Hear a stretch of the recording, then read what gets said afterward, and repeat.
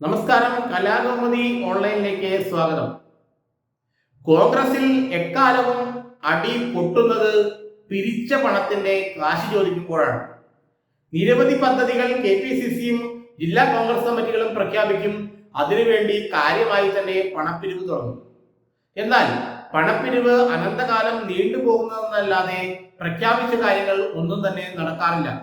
പ്രളയ ദുരിതാശ്വാസത്തിന്റെ ഭാഗമായി 1000 വീടുകൾ വയനാട്ടിൽ പണിതു കൊടുക്കാമെന്ന് പറഞ്ഞ വീടുകൾ, അതോടൊപ്പം തന്നെ കരുണാകരൻ സ്മാരക മന്ദിരം, അങ്ങനെ നിരവധി വർഷങ്ങളായി കോൺഗ്രസിൽ നിരന്തരമായി പിരിവ് നടക്കുകയാണെന്നാണ് ചില കോൺഗ്രസ് നേതാക്കൾ തന്നെ പരാതിപ്പെടുന്നത്. പക്ഷേ ഈ പിരിവ് നടക്കുന്നതല്ലാതെ മറ്റൊന്നും സംഭവിക്കാറില്ല അത്രേ. ഇപ്പോൾ യൂത്ത് കോൺഗ്രസ് നേതൃത്വത്തിനെതിരെ ഉയർന്ന ആരോപണം വയനാട്ടിൽ വീട് വയ്ക്കാൻ വേണ്ടി പിരിച്ച പണം എന്ത് ചെയ്തു എന്ന ചോദ്യമാണ്. അതിനു മുമ്പ് തന്നെ മറ്റു പലയിടങ്ങളിലും വീട് വയ്ക്കാനും മറ്റും പല രീതിയിൽ പണം പിരിക്കുകയും എന്നാൽ അതൊന്നും അർഹതപ്പെട്ടവരുടെ കൈകളിലേക്ക് എത്താതെ പോവുകയും ചെയ്യുന്ന ഒരു അവസ്ഥ ഉണ്ടായിരുന്നു. ഇപ്പോഴും അത്തരത്തിലുള്ള അവസ്ഥ നിലനിൽക്കുന്നുണ്ടെന്ന് പല കോൺഗ്രസ് നേതാക്കളും പറയുന്നുണ്ട്. കോൺഗ്രസിൽ പിരിച്ച പണത്തിന്റെ കണക്ക് ചോദിച്ചാൽ അപ്പോൾ തന്നെ അടിപൊട്ടുമെന്നുള്ളത് പണ്ട് കാലം മുതലേ ഉള്ള ഏർപ്പാടാണ്. വിവിധ പദ്ധതികളൊക്കെ അല്ലെങ്കിൽ വിവിധ സഹായ പദ്ധതികൾ എല്ലാം KPCCയും മറ്റ് DCCകളും പ്രഖ്യാപിക്കുമെങ്കിലും അതിന്റെ പേരിൽ വർഷങ്ങളോളം പിരിവ് നടത്തുമെങ്കിലും യഥാർത്ഥത്തിൽ ആ പദ്ധതികളൊന്നും തന്നെ യാഥാർത്ഥ്യമാവുകയില്ല. അതിൽ പ്രധാനപ്പെട്ടതാണ് തിരുവനന്തപുരത്തെ കരുണാകരൻ സ്മാരക മന്ദിരം. 15 വർഷമായി കരുണാകരൻ സ്മാരക മന്ദിരം പണിയണമെന്ന ഒരു നിർദ്ദേശം മുന്നോട്ട് വന്നിട്ടുണ്ട്. 2010-ലാണ് കരുണാകരൻ അന്തരിച്ചത്. അദ്ദേഹം അന്തരിച്ചു കഴിഞ്ഞ് ഏതാനും നാൾ കഴിഞ്ഞപ്പോൾ തിരുവനന്തപുരത്ത് നന്ദാവനത്ത് ഒരു കരുണാകരൻ സ്മാരക മന്ദിരം, ഒരു സ്മാരക സമുച്ചയം പടുത്തുയർത്തണമെന്ന ആഗ്രഹം കോൺഗ്രസ് നേതാക്കൾ മുന്നോട്ട് വച്ചിരുന്നു. അതിനുശേഷം സർക്കാർ അതിന് സ്ഥലം അനുവദിക്കുകയും ചെയ്തു. എന്നാൽ സർക്കാർ അനുവദിച്ച സ്ഥലം ഇപ്പോഴും അവിടെ കിടക്കുകയാണെന്നാണ് പറയപ്പെടുന്നത്. അവിടെ ഒരു കല്ല് പോലും മര്യാദക്കിടാൻ ആരും തയ്യാറായിട്ടില്ല അത്രയും.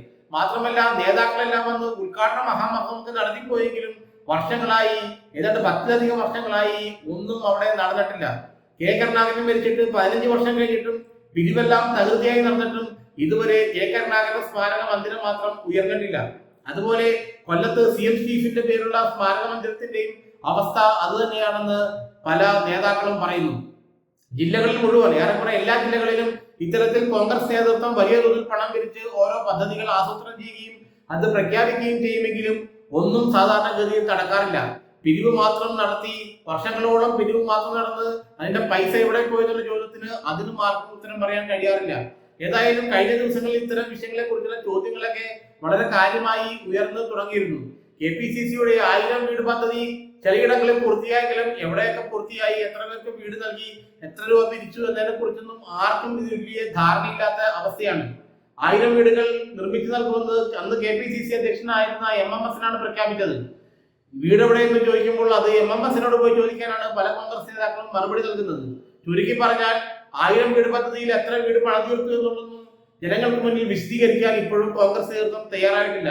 കോൺഗ്രസിന്റെ എല്ലാ പരിപാടികളിലും ഇത്തരം പിരിവുകൾ ഗംഭീരമായി നടക്കുകയും പദ്ധതികൾ പ്രഖ്യാപിക്കുകയും സ്മാരക മന്ദിരങ്ങൾ ഉയരുമെന്ന് പ്രഖ്യാപിക്കുകയും ചെയ്യുമെങ്കിലും പിരിവ് തുടങ്ങി അവസാനിക്കാത്ത രീതിയിൽ അത് മുന്നോട്ട് പോവുകയും ഈ സംഗതികളൊന്നും തന്നെ യാഥാർത്ഥ്യമാകാതിരിക്കുകയുമാണ് പതിവ്.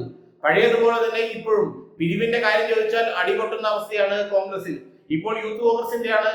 ഇനി നാളെ വേറൊരു DCCയുടെയോ KPCC തലത്തിൽ ഇത്തരം ചോദ്യങ്ങൾ വരുമ്പോൾ അവിടെയും പ്രശ്നങ്ങൾ ഉണ്ടാകും. അങ്ങനെ പണം പിരിക്കുക, നിരന്തരമായി പണം പിരിച്ചുകൊണ്ടിരിക്കുക, ഒന്നും ചെയ്യാതിരിക്കുക, ഈ പഴയ കോൺഗ്രസ് സംസ്കാരം ഇപ്പോഴും തുടരുന്നുവെന്നാണ് പല കോൺഗ്രസ് നേതാക്കളും ഇതിനെ കുറിച്ച് പറയുന്നത്.